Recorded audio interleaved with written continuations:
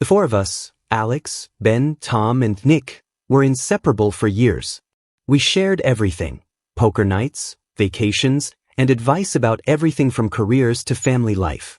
But over the last few months, an uneasy suspicion began creeping into our conversations, unspoken but heavy. We all thought our marriages were secure. Now, cracks were forming. It began with Tom. He was unusually quiet at our weekly poker game, fidgeting with his phone while staring into his drink. Finally, he admitted that his wife, Marianne, had been attending yoga classes at odd hours. She'd come home late, her hair tousled and her phone buzzing with messages she wouldn't show him. "She's never been this secretive," he said, voice heavy. None of us knew what to say. Nick chimed in next, hesitant but obviously troubled. "I found this note in Linda's purse," he said, sliding a folded slip of paper across the table. It read, "Meet me at 7. Usual spot." His hand trembled slightly as he added, "She said it was from her coworker, but something doesn't feel right." Alex raised his eyebrows, but didn't speak. A week later, during a barbecue at Nick's place, Alex pulled me aside. "I think Clara's hiding something," he muttered, his voice low. "She's been taking these calls late at night. Says they're wrong numbers, but it's the same one every time." He shoved his hands into his pockets. "It's starting to eat at me." Ben was the last to crack. "Over drinks," he confessed, "I overheard Sophie speaking another language on the phone. She doesn't speak Spanish, or at least, I didn't think she did. What the hell is going on?" It was Nick who finally said it out loud. "We need to know. Hire someone, a detective maybe. We can't just sit here wondering." We hired a private investigator named Lawrence, an older guy who exuded confidence and experience. "I'll keep things discreet," he assured us. "You'll know the truth soon enough." What he found turned our suspicions into something far worse than we had imagined. Nick was the first to receive the report.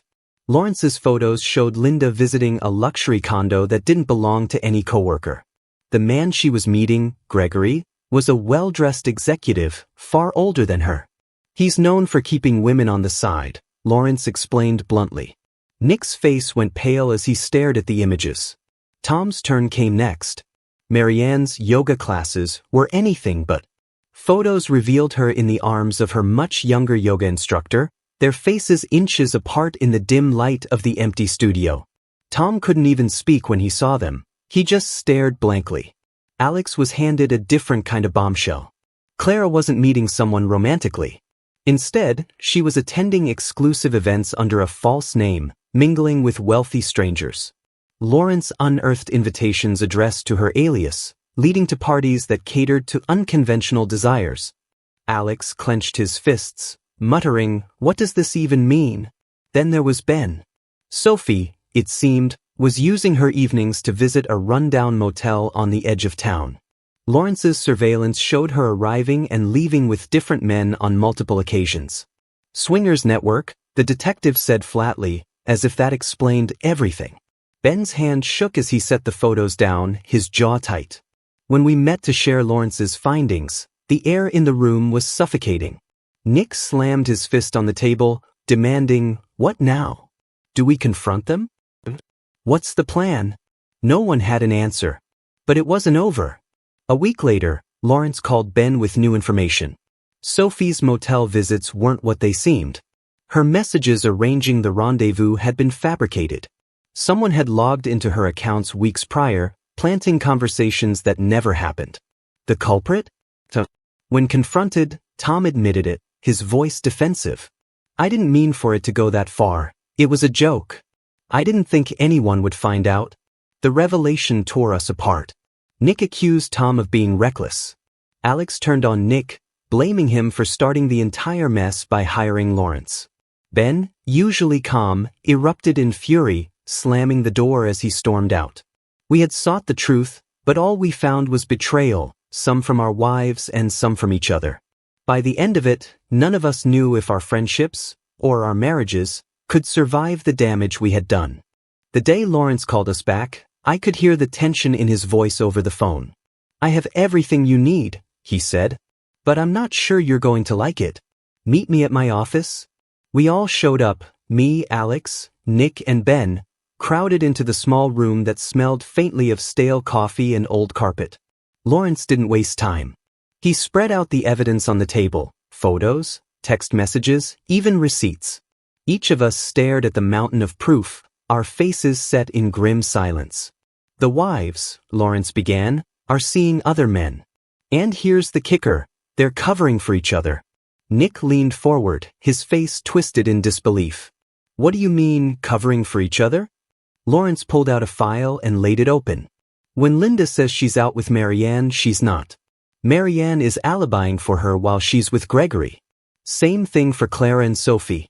They've created a web of excuses to give each other cover. He handed Nick a photo.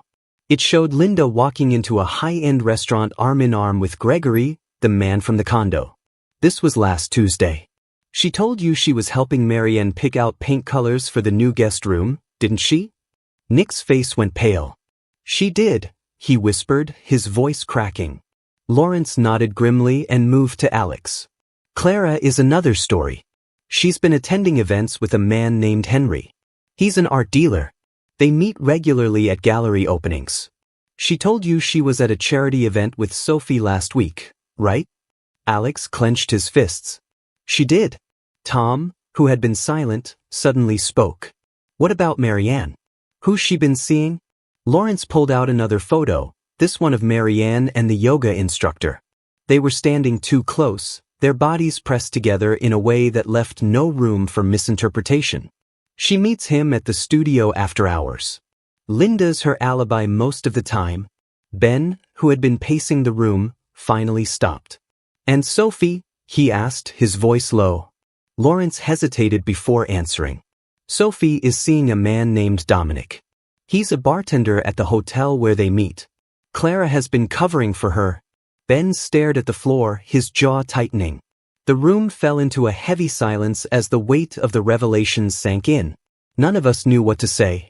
It wasn't just the infidelity, it was the calculated effort to hide it, the betrayal multiplied by the web of lies they had spun together. Lawrence handed over a USB drive. Everything's on here, photos, audio recordings, timelines. You'll see how deep this goes. Nick was the first to snap. They've been working together, covering for each other. Like some kind of team. Alex shook his head, disbelief etched into his features. Clara always said she didn't trust Linda. Said she was a bad influence. And now I find out they're practically running a covert operation together. Ben spoke up, his voice shaking. Sophie always said Clara was too uptight to ever do something like this. Turns out she was wrong about that too. Tom slammed his fist on the table. We've been played. All of us. Lawrence, who had been watching us with a mixture of pity and professional detachment, finally spoke. I don't offer advice, but I'll say this. Whatever you decide to do, be careful. This kind of thing doesn't end cleanly. We left his office in silence, the USB drive burning a hole in my pocket. When we got back to my house, we sat in the living room, each of us lost in thought. The evidence was undeniable. Our wives were cheating, and they had used each other to do it. Nick broke the silence. What now? Do we confront them? Go to a lawyer? What's the plan? Alex shook his head. We need to think this through. If we rush into this, it could blow up in our faces. Tom, always the hothead, was having none of it. Think it through? What's there to think about? They lied to us. They betrayed us. They're probably laughing at us behind our backs. Ben, surprisingly calm, said, they've been covering for each other. If we confront one, they'll warn the others. We need to be strategic. The room fell silent again. None of us had the answers.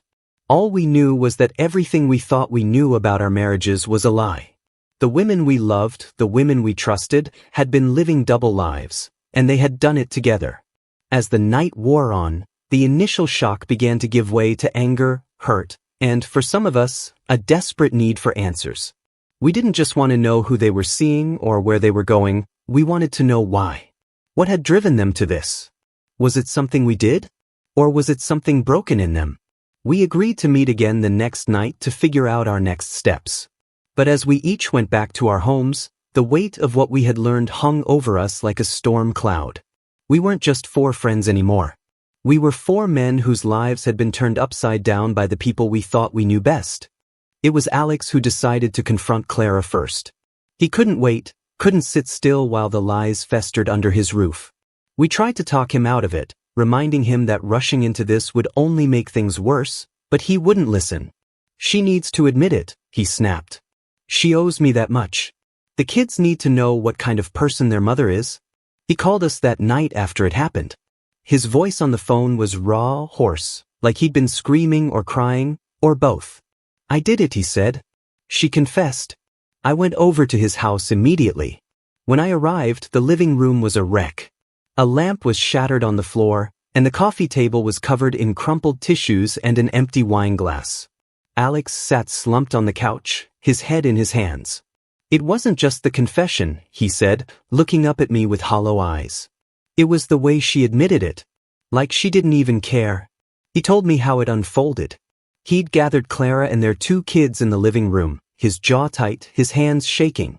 The kids, both teenagers, were confused, fidgeting nervously on the couch. Clara stood near the doorway, her arms crossed, looking more annoyed than concerned. Tell them, Alex demanded, his voice like ice. Tell them what you've been doing when you say you're at charity events? Clara's face went pale. What are you talking about? She asked, but Alex wasn't having it. Don't play dumb, Clara. I know about Henry. I know about the parties, the lies. I have proof. The kids looked back and forth between their parents, their eyes wide with confusion and fear. Dad, what's going on? His daughter asked, her voice trembling. Your mother, Alex said, his voice breaking, has been cheating on me. For years. The room exploded. Clara tried to deny it at first, but when Alex pulled out the photos Lawrence had given him, she crumbled. The kids were crying, shouting, demanding answers. Clara finally admitted it, but her tone was cold, almost defiant. I'm sorry you found out this way, she said, looking straight at Alex. But you're not exactly blameless. You were never there. Always working, always too busy to notice what I needed. Alex clenched his fists. Don't you dare put this on me, he spat. Don't you dare make this my fault. Their son, a quiet kid who rarely spoke up, suddenly yelled, Stop it. Both of you. Just stop. His voice cracked and he stormed out of the room, slamming the door to his bedroom. Clara followed after him, leaving Alex alone with his daughter, who was sobbing into her hands. He reached out to comfort her, but she pulled away. Why did you have to do this in front of us? She cried. Why couldn't you just handle it without dragging us into it? Alex didn't have an answer for her. He just sat there, staring at the wreckage of his family. As he finished telling me the story, he shook his head. I thought making her admit it would help. But all it did was hurt the kids. What the hell was I thinking? He wasn't the only one dealing with fallout. The next day, Nick called us, his voice shaking with fury. Linda's gone, he said. I confronted her and she left.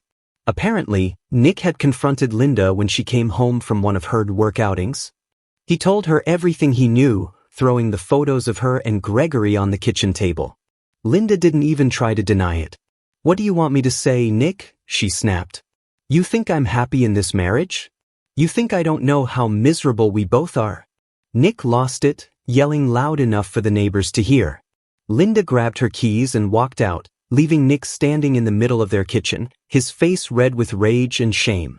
She didn't even care enough to fight for us, he said to me later. She just left. Ben's confrontation with Sophie was quieter, but no less devastating. He waited until their kids were asleep before sitting her down at the kitchen table. I know about Dominic, he said simply, his voice calm but firm. Sophie's face crumpled, and she burst into tears. I'm sorry, she sobbed. I didn't mean for it to happen. I felt so invisible. Like you didn't see me anymore. Ben sat there, staring at her, his heart breaking. You think I don't feel invisible too? He asked. You think I don't have days where I wonder if this is all there is? But I didn't betray you. I didn't betray our family. Sophie cried harder, but Ben couldn't bring himself to comfort her. I don't know if I can forgive you, he said quietly. I don't even know if I want to. Tom's confrontation with Marianne was the most explosive of all. He waited until she got home from her yoga class, though he knew damn well she hadn't been at yoga. When she walked through the door, he threw her bag at her feet and shouted, "How was he? Was it worth it?" Marianne froze, her eyes wide with shock. "What are you talking about?" she stammered. "You and your little yoga instructor," Tom sneered. "I know everything. I know how you've been sneaking around while I've been at work, busting my ass to keep this family afloat." Marianne tried to defend herself, but Tom wasn't listening. He shouted and raged until his voice was hoarse. Finally, she snapped, yelling back at him with just as much fury. "Maybe if you paid attention to me once in a while, I wouldn't have had to go looking elsewhere." Their fight went on for hours, spilling out into the yard and drawing the attention of their neighbors. By the time it was over, Marianne had packed a bag and left, slamming the door behind her. We had all confronted our wives, and in the end, we were all left with shattered families and unanswered questions. The truth had come out, but it hadn't set us free. It had only chained us to the wreckage of what we thought were our perfect lives. Alex was never one to let things go quietly, especially not after what Clara had done to him, to their family. Once he'd pieced together the depth of her affair with Henry Carter, the well-known politician, he saw an opportunity not just for revenge but to make a statement. Why should he get away with it? Alex told me one night, pacing around my living room like a caged animal. He's out there making speeches about family values while sneaking around with my wife. We tried to talk him out of it. This isn't just about Clara or your marriage, Nick warned. Going after Carter means going after the machine behind him. It won't end well. But Alex was relentless. "He's a fraud," he spat. "And I'm going to expose him." The plan was reckless but calculated. Alex gathered every piece of evidence Lawrence had uncovered about Clara's affair with Carter, photos of them at events, text exchanges detailing their clandestine meetings, even the dates that overlapped with Carter's public appearances. Alex's years of work in marketing gave him an edge. He knew exactly how to make the story stick. It started with a leak to a local news outlet. The reporter, hungry for a scandal, bit immediately. The first article hit the internet late on a Thursday night, complete with blurry photos of Clara and Carter walking hand in hand into an upscale hotel. The headline was damning: "Family Values Politician Linked to Extramarital Affair." By morning it was everywhere. News channels picked it up, political commentators dissected it, and social media exploded. Henry Carter's name trended within hours, alongside phrases like hypocrisy and scandal. Clara called Alex in a panic. "What did you do?" she screamed over the phone, her voice frantic. "Do you have any idea what you've started?" Alex, calm for the first time in weeks, simply replied, "I told the truth. Something you should have done a long time ago." Carter's team scrambled to do damage control, but the evidence was too damning. The text messages Alex had provided to the press were the final nail in the coffin. One, in particular, went viral, a message from Carter to Clara, saying, "Last night was incredible. I can't wait to see you again, even if it means sneaking away from everything else." The fallout was immediate. Carter held a press conference, flanked by his wife, who looked as if she wanted to be anywhere else. He denied the allegations at first, calling them an attack on his character, but as more evidence surfaced, his story began to unravel. Within days, he issued a vague apology, admitting to mistakes, without addressing the affair directly. For Alex, though, the victory was hollow. The scandal had consumed every aspect of his life. Reporters swarmed his house, snapping photos through the windows. His kids couldn't go to school without being asked about their mom. Even Nick, Ben, and Tom felt the ripple effects, as the media dug into the lives of everyone connected to Alex. One night, as we sat in his garage, one of the few places reporters couldn't hound us, Alex finally admitted what we all suspected. "I thought exposing Carter would make me feel better," he said, staring into his drink. "But it didn't. It just made everything worse." Nick nodded, his face grim. "That's what I was trying to tell you. Once it's out there, you lose control of the story." Ben, always the voice of reason, leaned forward. "But you can't undo it now. The question is, what do you do next?" Alex didn't have an answer. The scandal took on a life of its own. Protesters gathered outside Carter's offices, demanding his resignation. Supporters rallied to his defense, claiming the affair was a private matter. Clara, meanwhile, became a pariah. Friends and acquaintances who had once admired her charity work now whispered behind her back. She called Alex one night, her voice raw with anger and despair. "You've ruined my life," she said. "No," Alex replied coldly. "You ruined it when you betrayed our family." But the worst part came when Alex's kids turned on him. His daughter confronted him one evening, her face red with anger. "Why did you have to make it public?" she demanded. "Why couldn't you just handle it quietly? Now everyone at school knows." "Everyone?" Alex tried to explain. He deserved to be exposed. He was lying to the public, pretending to be someone he's not. "And what about Mom?" his son shot back. "What about us? Did you even think about what this would do to us?" That night, Alex broke down. I'd never seen him cry before, not even when we were kids. But sitting in his dark living room, surrounded by the wreckage of his family, he let it all out. "I thought I was doing the right thing," he said. "I thought it would make things right. But all I've done is destroy what little I had left." The scandal eventually forced Carter to step down, his political career in ruins. But for Alex, there was no sense of victory. The fallout had taken its toll on all of us. Nick's divorce from Linda became a tabloid footnote, as reporters linked it to the larger story. Ben's quiet life with Sophie was disrupted by endless calls from journalists looking for a new angle. Even Tom, who'd had no connection to the affair, found himself defending Alex to anyone who asked. In the end, Alex got what he wanted. The truth was out, and Carter was exposed. But the cost was higher than any of us had imagined. We sat together one last time after the scandal had finally begun to die down, drinking in silence. There were no words left to say. What had started as a quest for justice had become a cautionary tale, a reminder that even the truth could shatter lives if wielded without care. The aftermath of the scandal didn't leave room for any reconciliation. We all knew what had to be done, but knowing didn't make it any easier. Each of us faced the painful decision to divorce, and while we were still friends, the weight of our individual struggles began to pull us in different directions. Alex was the first to file. After the Henry Carter debacle, there was nothing left of his marriage with Clara. The house felt like a war zone. The kids barely spoke to him, and Clara, though ashamed of her public humiliation, showed no interest in repairing anything. "She's not even trying," Alex told me during one of our late-night talks in his garage. "It's like she's just waiting for it to be over." The divorce process was brutal.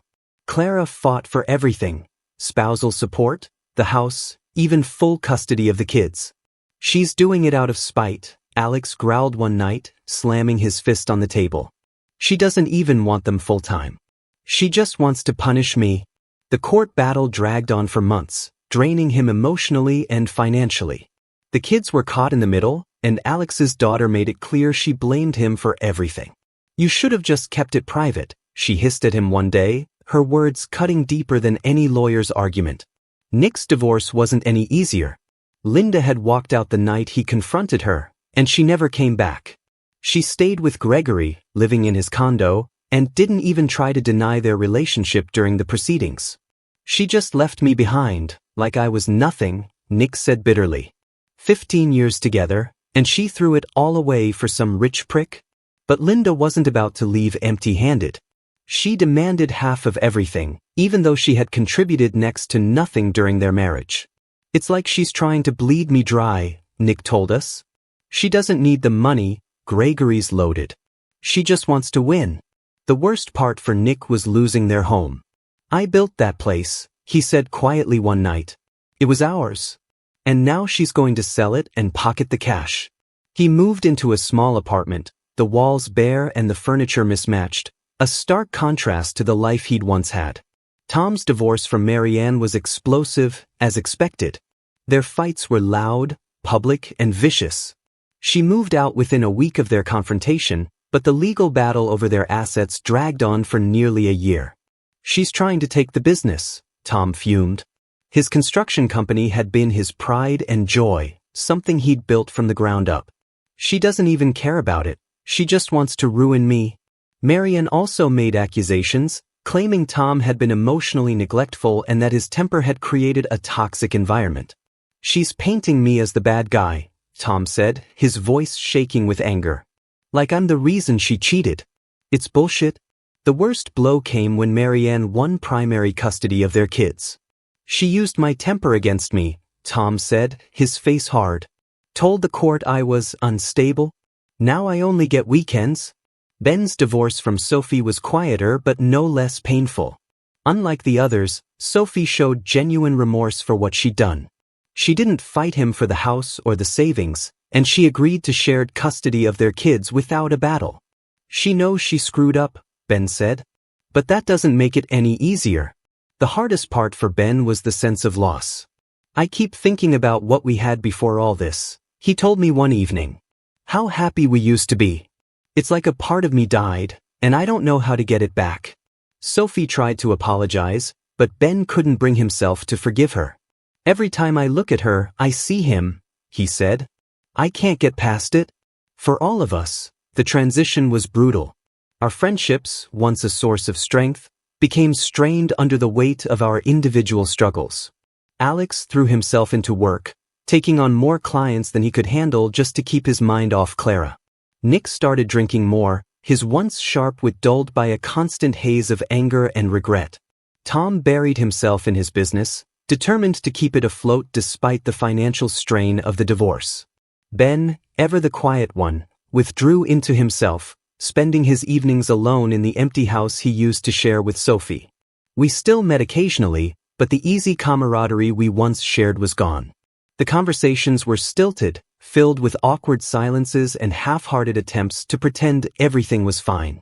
One night, after a particularly tense poker game, Alex finally broke the silence. Do you think we'll ever feel normal again? He asked, his voice quiet. Nick snorted bitterly. What's normal? A wife who doesn't lie to your face? A family that doesn't fall apart the second things get tough? If that's normal, I don't think I'll ever have it again. Tom nodded in agreement. I don't even know who I am anymore. My whole life revolved around her and the kids. No, I'm just trying to survive. Ben didn't say anything, but the look on his face said it all. We were all struggling, and none of us knew how to fix it. As the months turned into years, we each began to rebuild our lives in our own way. Alex moved to a new city, hoping a fresh start would help him heal. Nick joined a support group, finally finding some solace among others who had been through similar betrayals. Tom threw himself into his business, turning it into one of the most successful companies in the area. And Ben, ever the pragmatist, began to focus on his kids, pouring all his energy into being the best father he could be. We still kept in touch, but things were never the same. The betrayals we had uncovered, the lives we had lost, had left scars too deep to fully heal. We were no longer the men we once were. We were survivors, each carrying the weight of our past as we stumbled forward into an uncertain future.